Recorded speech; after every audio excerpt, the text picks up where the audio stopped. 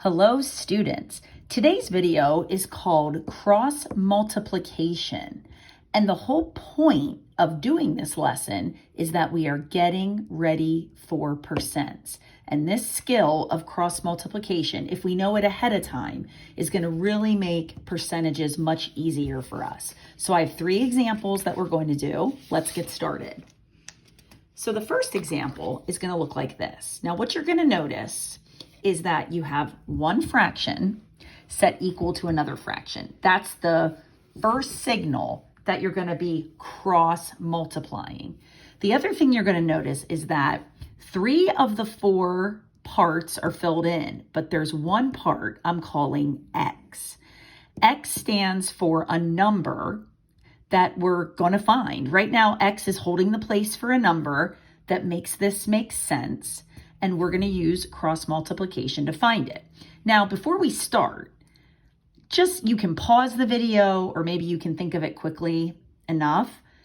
If you have 1/2 equals some number over 4, can you think of what that number is? What number over 4 reduces to 1/2? Well, I hope you're thinking 2. And I'm going to put that over here on the side because 2/4 is 1/2. But I'm going to show you how you can get the same answer by cross multiplying. So what you do is across this equal sign, you're going to find your letter, your variable. We call letters variables in math.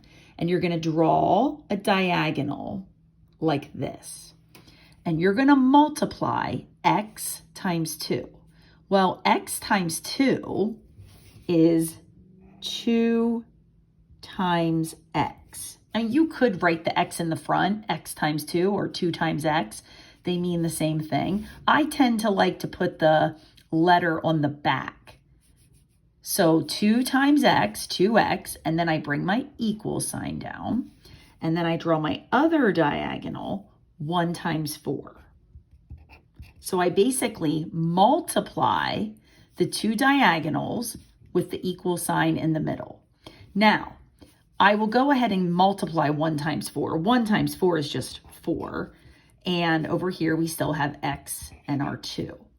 Now, to get x by itself, one way to get it is we know that 2 times 2 equals 4. And didn't we say the answer was 2?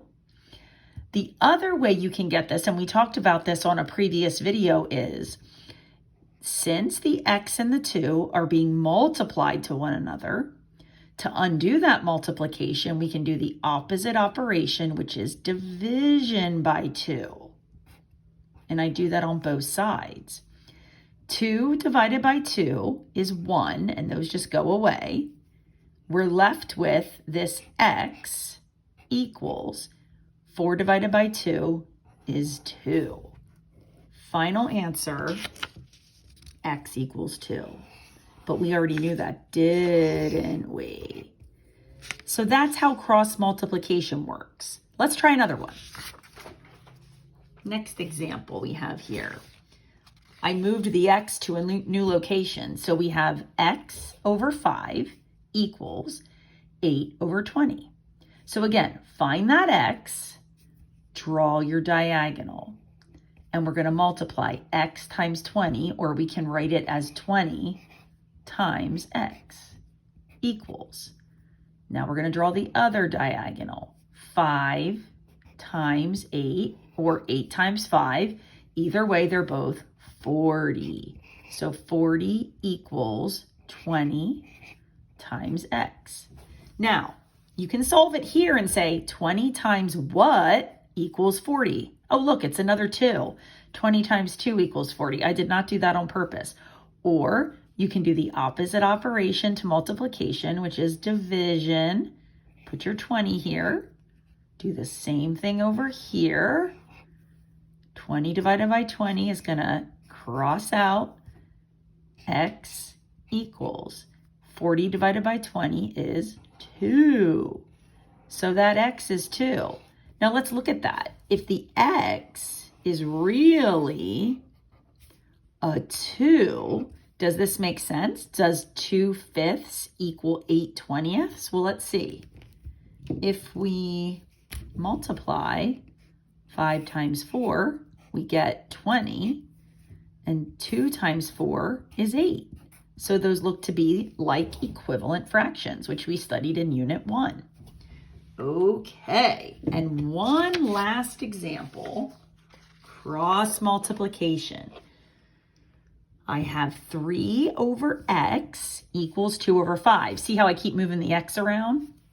Okay, let's solve for this number. There's a number here, we just don't know what it is yet, by cross multiplying. So let's take 2 times x on that diagonal, 2 times x, and on this diagonal, we'll take 3 times 5.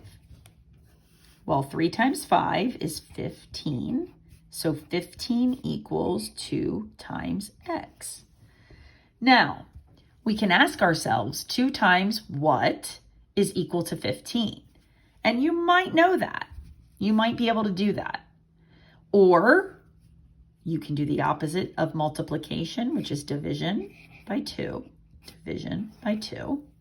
These 2's will cross out because 2 divided by 2, of course, is 1.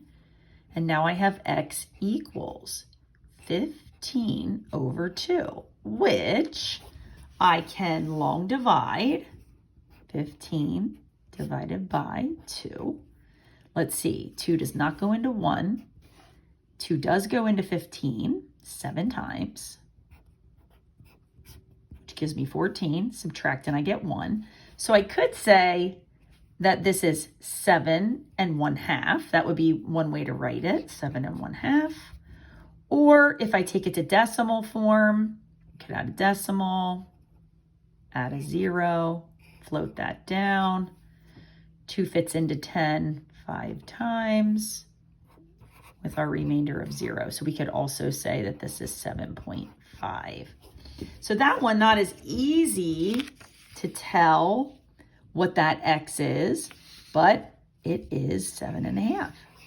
So this is just a little lesson on something called cross multiplication, and you will see that come into play in our next video when we start percentages.